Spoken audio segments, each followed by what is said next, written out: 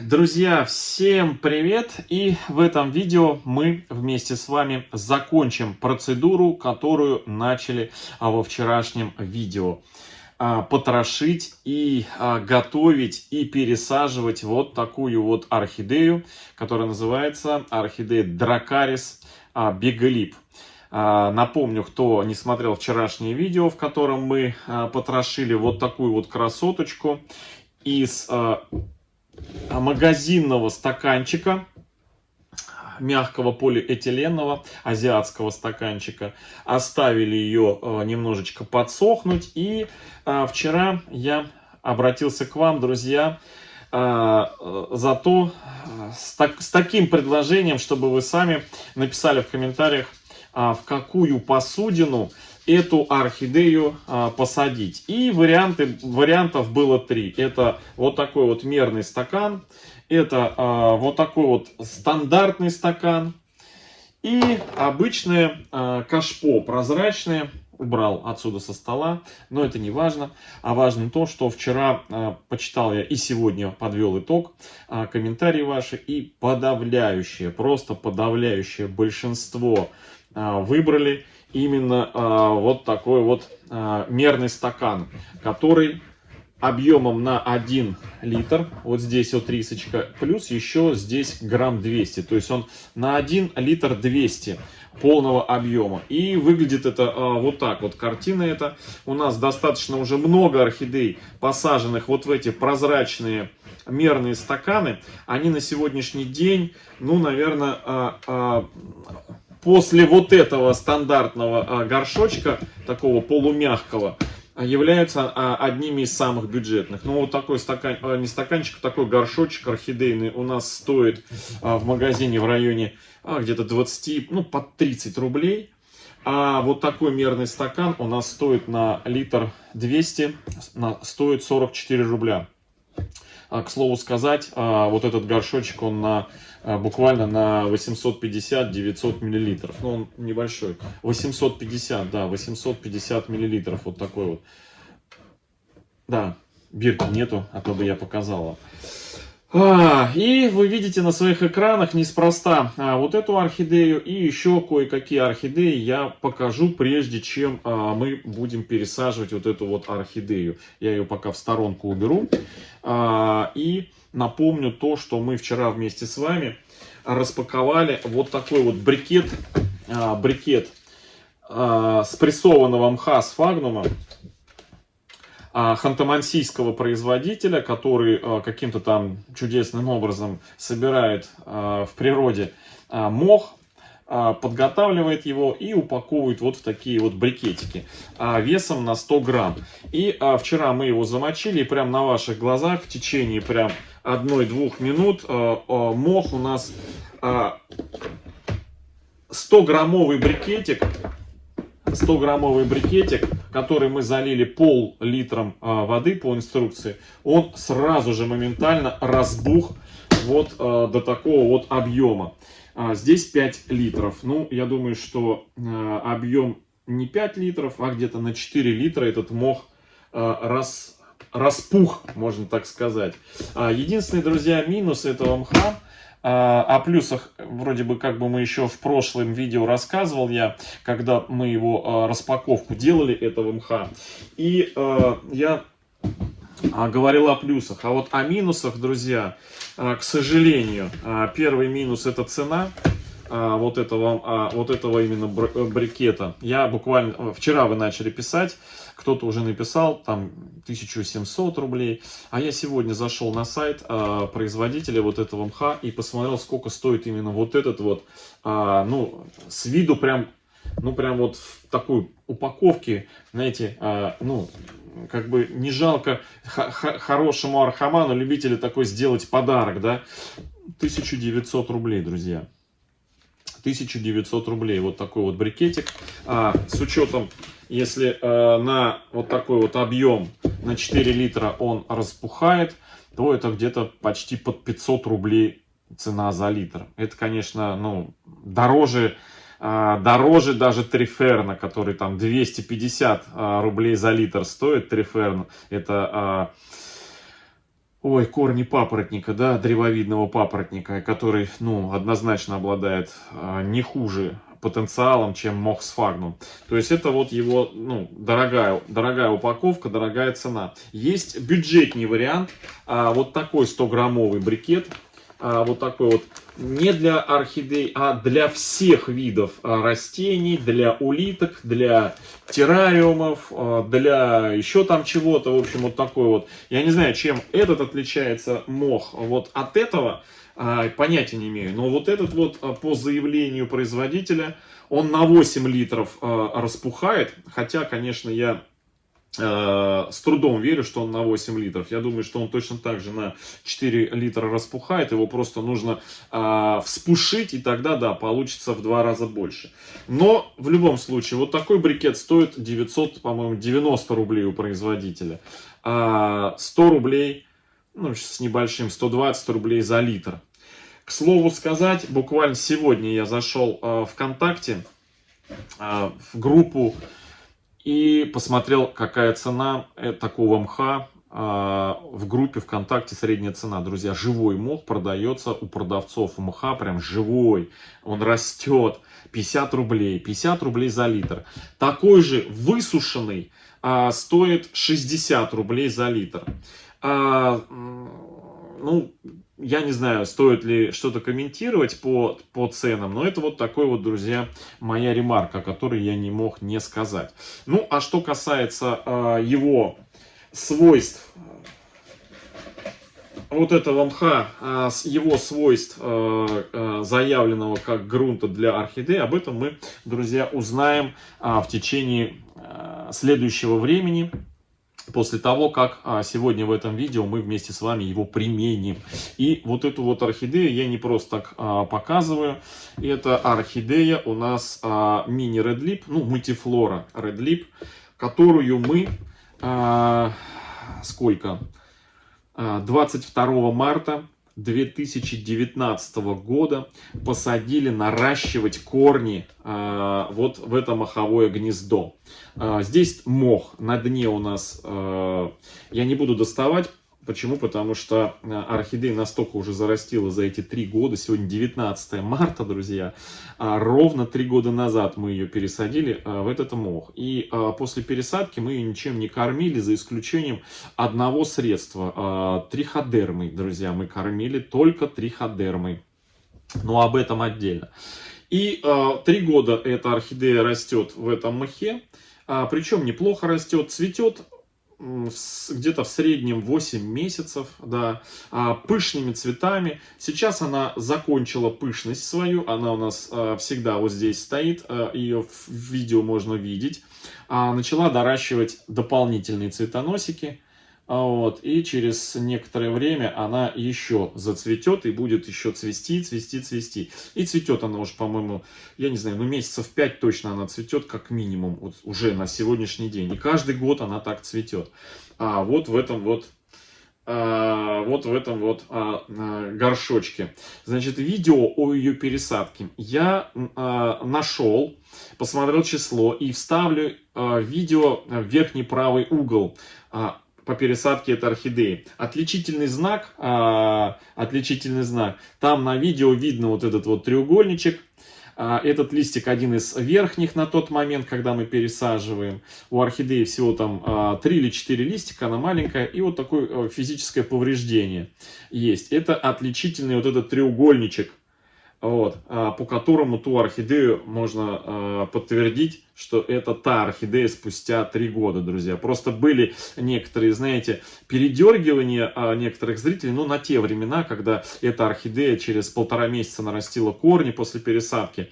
И некоторые там сомневались, и мне приходилось доказывать, что посмотрите вот на эту ранку на листике и посмотрите на том видео, и вы поймете, что это одна и та же орхидея. Просто не все верили, что так быстро можно нарастить корни орхидеи в моховом гнезде. Ну, уже по прошествии 3-4 лет, как мы применяем это этот способ махового гнезда для наращивания корней, я уже, наверное, думаю, что на сегодняшний день тысячи зрителей оценили этот способ как один из самых эффективных по наращиванию реанимашкам и малявочкам корешков орхидеи. Это значит, что у нас одна орхидея 3 года сидит в мхе, в чистом мхе, друзья. Еще одна орхидея у нас, это Golden Sun, бабочка. Она 2-й год сидит в мхе. В прошлом году мы ее, или даже в позапрошлом году, она у нас была в обычном,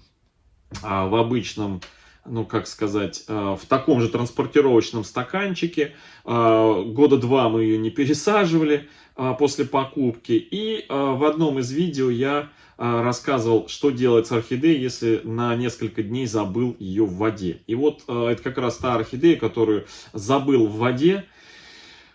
И потом рассказывал, какие первые шаги быстренько нужно предпринять, чтобы корни у орхидеи не погибли от долгого пребывания в воде. Ну и после этого, когда мы ее немножко откачали от воды, мы ее из мха пересадили опять в мох. Да, друзья, вот в этом вот стандартном горшке от Arte, ну, двойной горшок, я имею в виду, стандартный, вот, от Arte, Сантино, линейка Сантино. Наша орхидея уже растет 1,5 года. Тут один чистый мох. Мы ее посадили в один чистый мох. Единственное, значит, хочу обратить ваше внимание, то, что сверху у нас здесь насыпан мелкая кора. Для чего она насыпана, это я сейчас все расскажу. В общем, орхидея чувствует себя прекрасно. Только недавно она закончила свое цветение и опять вот вытаскивает свой новый цветонос. Чистый мох. Мох сейчас тяжелый, напитан хорошо. Она стоит вот здесь у меня наверху, на полочке. Так, еще одна орхидея. Сейчас покажу вам. Но здесь у нас не чистый мох, ну, точнее, чистый мох вверху, а внизу мох, перемешанный с кусочками коры. Это, друзья, Little Mary, тоже орхидея.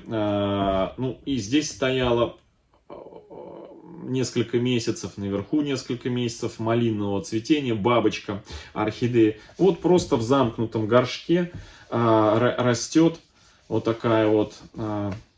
И просто в мхе, друзья, без каких-либо изысков.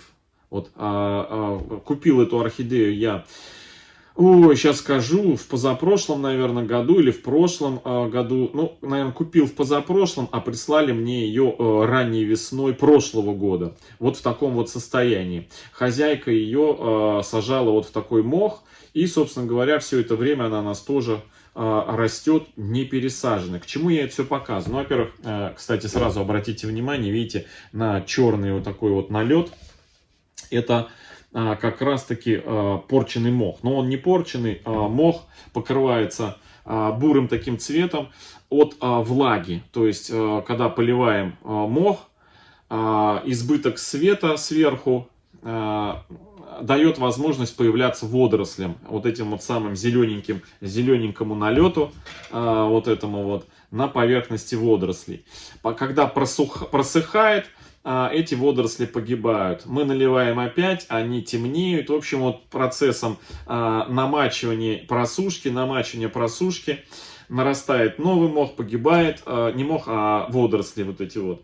И, естественно, вот такой цвет появляется вот здесь вот наверху. Именно поэтому мы вот эту орхидею, когда пересаживали, мы сверху насыпали ей вот этот вот слой мелкой коры, чтобы сверху у нас особо не зацветал мох, да, и не становился темным. Ну, собственно, в принципе, меня спрашивали водоросли, насколько губительные, друзья. Ну, вот орхидея 3 года, ровно 3 года в мхе проросла, и, ну, в общем-то, все нормально. Все с этой орхидеей нормально. Вот и сегодня, друзья, я, значит, ожидаемо, показав вам распаковку вчера вот этого мха дорогого, вот этого, и, естественно, планировал сегодня пересадить нашу с вами орхидеечку Дракарис именно вот в такой в мох, но уже в отечественный мох, потому что все вот эти посадки, они, ну, кстати, да, они в отечественный, но свежесобранный. Купленный мох за 50 рублей за литр. А сегодня будем сажать тоже в наш отечественный мох, но в дорогой. 400 с лишним рублей за литр. Да, вот такое расточительство. Поэтому я сделаю, наверное, одну единственную посадку, вот этот дракарис, вот в такой дорогой мох, потому что дороже мха у меня не было. Это очень дорогой, друзья, мох. Ну и будем наблюдать за тем, как будет наш дракарис в этом мхе. Ну, как говорится, бриллианту и хорошую бриллиантовую оправу, да, так и здесь. Вот. Но этот мох, вот он, вот так вот распух. Вот, если его распушать, то, конечно, он еще больше объем примет. Но, вот, честно говоря, вот на 4 литра. Брикет на 100 грамм распушился на 4 литра. Вот именно, даже, наверное, поменьше, потому что, ну, где-то вот так, наверное, да? Вот. Ну, в общем, давайте так, 4 литра за 2000 рублей. Вот. Так, ну что, давайте приступим к пересадке нашего дракариса. У нас есть чистенький стаканчик. Только чистый мох. Больше ничего, друзья. Только будет чистый мох. Так. Я проверяю корешки. После вчерашнего потрошения все у нас подсохло. Вот. Все. Выкладываю на дно. Да, друзья, мох хорош тем, что он действительно обладает некими антибактериальными свойствами, именно антибактериальными свойствами, но не, когда он живой, он еще и обладает антигрибковыми, потому что в мхе содержатся некие такие ферменты, которые подавляют, именно подавляют развитие грибков. А вот когда мох высыхает, то он теряет некоторые свойства. И именно в первую очередь теряет свойства грибкового вот этого вот. То есть в нем еще продолжает не один год содержаться, не один месяц, не один год содержаться вещества, которые подавляют бактерии, патогенные какие-то. А вот антигрибковые функции мох он начинает терять. И поэтому нередко бывает, что вроде бы вот взяли мох, да, купили, он сухой, хороший вроде бы, посадили в него, а на нем начинается какой-то там белый налет, да, там плесень какая-то. То есть, ну, уже пересушенный был мох, и он уже в нем ушли те функции, которые отвечали за подавление грибков. Именно поэтому все моховые посадки, я вам рассказывал, вот про эту орхидею отдельно было видео, про триходерму. Именно эту орхидею и моховые посадки периодически раз там в несколько месяцев замачиваю с триходермой, с грибком триходермой, который подавляет вот эту патогенную, нехорошую грибковую сферу, вот так вот скажу, да. Так, ну что, вот так вот у нас все это дело получается. И сейчас мы, значит, посадим в мох. Что хочу сказать? Хочу сказать, что вот я вчера уже начал про то, как человек, который придумал вот это вот упаковывать, да, и владелец, и автор вот этого запатентованного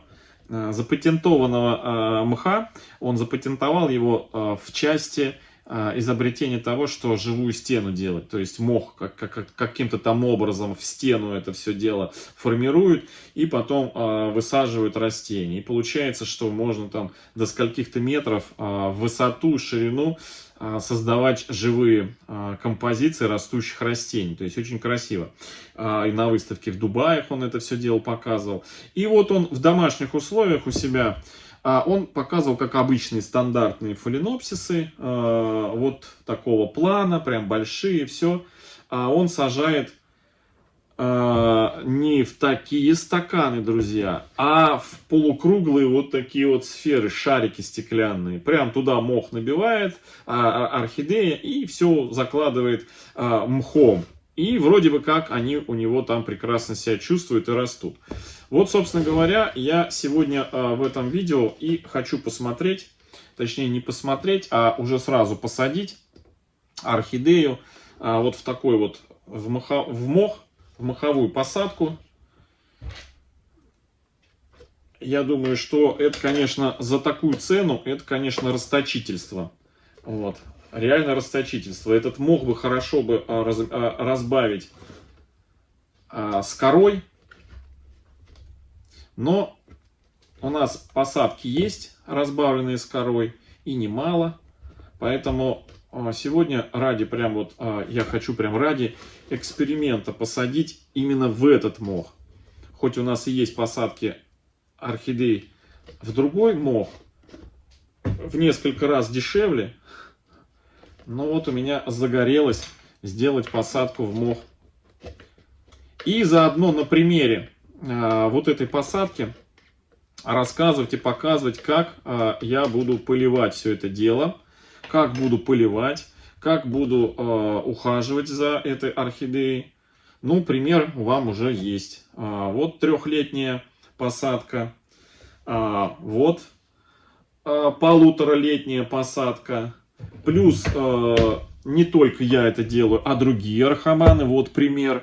Купленные орхидеи в Амхе, посадка. Ну и плюс, друзья, те, кто покупает очень много и часто орхидеи у азиатских садовников, причем я говорю сейчас не о подростках, а прям взрослые. Мы тоже на канале это делаем, покупки уже взрослых, не раз цветущих. Они тоже орхидеи растут в Амхе. Вот сейчас я вам покажу, друзья.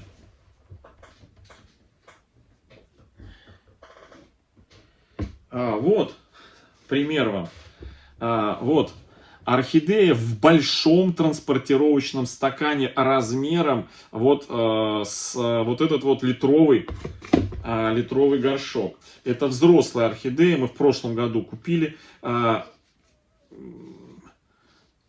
он стакан, смотрите, вот он, огромный, размером с литр. И эта орхидея у нас не пересаженная, так и продолжает расти. И вот у нее цветонос растет, который скоро порадует своим цветением. Это взрослое растение. Не 1 год растет вот в Амхе.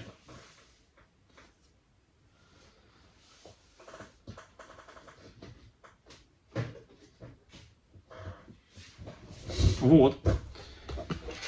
Просто немало людей, которые скептически относятся к мху из-за того, что когда-то что-то там не получилось. Так, значит, как я уплотняю? Друзья, ну, вообще, конечно, на самом деле нужно, чтобы мох не был чересчур рыхлым. Он должен быть плотненько, так знаете, плотненько подтрамбован. Но не вот не как в брикете, но и не вот так вот не пушистый. То есть, знаете, вот он прям как бы, как вам объяснить, вот жалко, видео не передает. Вот смотрите, вот он вспушенный, да, вот такой. Но его нужно прям вот сжать, чтобы вот, видите, у него вода даже потекла. Вот в такой вот, чтобы он плотный был, прям плотный. Вот такой плотный, его таким плотным и укладывать. То есть пример вам, друзья, знаете что? Пример то, когда вы потрошите вот таких вот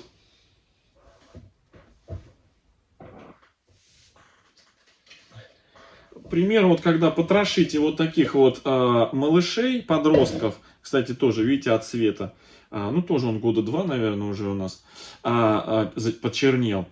Когда потрошим вот из таких вот транспортировочных стаканчиков, вы, когда вытаскиваете оттуда мох, вот как раз примерно вот такой плотностью нужно создавать. Ну, наверное, может быть не такой, можно чуть-чуть полегче. Вот. В любом случае сохраняется аэрация и хорошая водопроводимость. Потому что чем рыхлее мох, тем хуже он поднимает воду и распространяет ее по объему горшка. Поэтому мох нужно немножко, прям вот знаете, уплотнять, чтобы он при поливе не создавались проблемы. Чуть-чуть налил воды, и эта вода по плотному мху рассосалась, скажем так, впиталась и разошлась по объему горшка. Ну и вот, смотрите, друзья, что хочу сказать. Значит, по поводу... Вот литр у нас, литровый стакан, да? А вот сколько уже туда ушло мха? Половина. Уже почти половина. Поэтому, конечно же, с точки зрения посадки орхидеи вот в этот чистый мох, вот этот дорогой для орхидей, ну, я не вижу, это мое мнение. Производитель хотел, чтобы я сказал свое мнение, вот я говорю свое мнение. По качеству вопросов нет, он прям пахнет, знаете, мне присылают живой мох, он пахнет живым мхом. В отличие от новозеландского, который в брикетах достаем, распушаем его, он не обладает таким вот свежим, болотным, ну не болотным, а вот как мох пахнет, вот он так и пахнет. Как живой мох пахнет, вот так пахнет вот этот вот из брикета. Так, ну что, вот так вот я его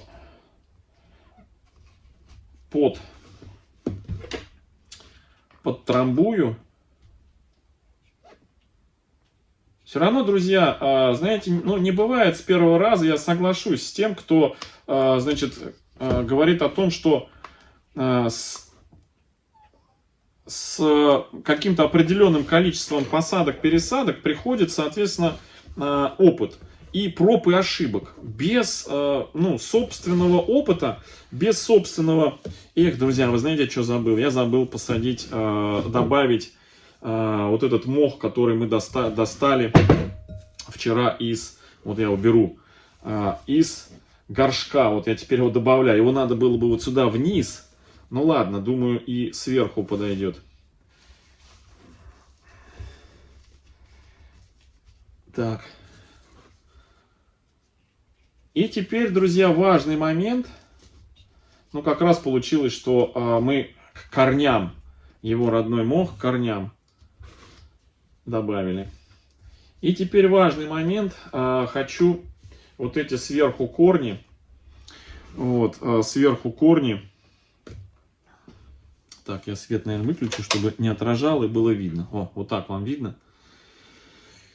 И хочу, вот, смотрите, сколько на один. И то мы не полный у нас горшок. И смотрите, сколько ушло мха.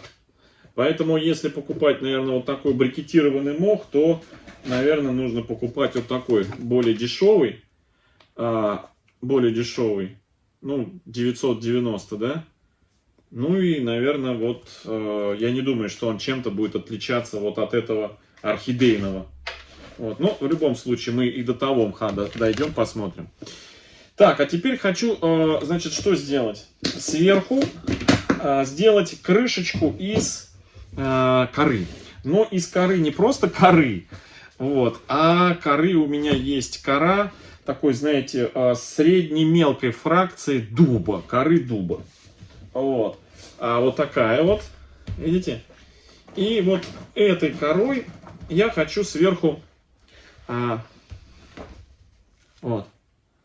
этой корой хочу сверху присыпать прям в 1 сантиметр. Кора дуба хороша тем, что у нее вот эти вот ее дубильные вещества, они очень хорошо отпугивают насекомых, вредителей в том числе. Вот.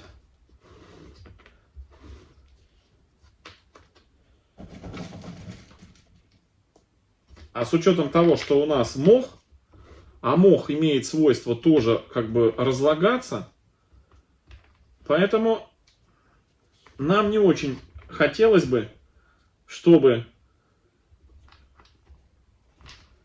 здесь у нас появились какие-то насекомые, тем более в закрытом вот таком пространстве. Поэтому я сверху немножко дубовой коры. Ну, не обязательно, что обязательно нужно дубовой коры. Нет, просто у меня вот ее вот сколько, девать куда-то надо. И вот я решил, что сюда тоже она пригодится. Теперь о поливе, о самом интересном. Ну, понятно, что в одном из следующих видео мы вместе с вами эту орхидеечку будем поливать. И я буду подробно все рассказывать про полив. Как я буду поливать. Здесь, друзья, на самом деле все начинается с малого и, как говорится, методом научного тыка. Да? То есть поливаем с учетом того, что все, что мы сюда нальем, оно мхом будет распространяться по всему горшку. Поэтому лучше в мхе не долить, чем перелить. Почему? Потому что если вот в закрытом пространстве мы перельем, потом значит, достать вот эту орхидею и хорошо ее просушить туалетной бумагой либо салфетками, как мы делали вот с этой вот орхидеей, когда она у нас в этом транспортировочном горшочке была, мы ее вытащили этим комком маховым, полотенцами вот этими бумажными промокнули и оставили в кашпо открытым. И она просохла за пару дней. И потом мы ее пересадили. То есть здесь уже так не сработает. Здесь нужна другая история. Ставить под лампы в теплое место, чтобы больше света и тепла было, чтобы корни начали выгонять, выкачивать воду лишнюю из этого. Поэтому поливать, друзья, конечно, нужно будет по чуть-чуть. То есть набрали мерным каким-нибудь маленьким стаканчиком, сперва там 50 миллилитров, налили и проследили, насколько эта влага распространяется внутрь, насколько хватает ее. Главное, чтобы эта влага, по большому счету, не доходила вверх сюда. То есть, ну вот где-то внизу она скапливалась, рассасывалась по объему горшка вот где-то на 2/3, на 3/4 примерно, чтобы до верха не доходила. Вода не будет доходить до верху, соответственно, у нас не будет вот такой вот картины черной сверху. Вот. Ну, здесь, друзья, 3 года, поэтому как бы это... Я сейчас поливаю ее просто через верх, вот, и все у нас открыто. И вот за 3 года он почернел мох. Ну, ничего страшного. В любом случае, мы сажаем орхидеи не на десятилетие, минимум на 2 года, максимум, ну вот на 4 года. И вот у нас орхидея уже прожила 3 года. Ну, посмотрим, как закончит свое цветение. Может быть, и достанем ее. Ну, вот 3 года уже прошло. Вот. В общем, друзья, вот такое сегодня видео. Дракарис обрел у нас, Алура Дракарис Биглип обрел свой новый домик. Бирочку я сюда вставляю. На бирках еще все никак не научусь подписывать дату пересадки. Вот. Ну, просто если все подписывать на бирку, потом на бирке не останется места. Вот. В общем, вот такие вот два красавчика будет у нас. Дракарис мох и кора, и Дракарис чистый мох. Вот такой вот. Все, друзья. Всем хорошего настроения, всем добра, здоровья и до встречи в следующем видео. Всем пока-пока. В сравнении вот так вот. О, какая красота, да? Они прям 2 балдежных орхидеи.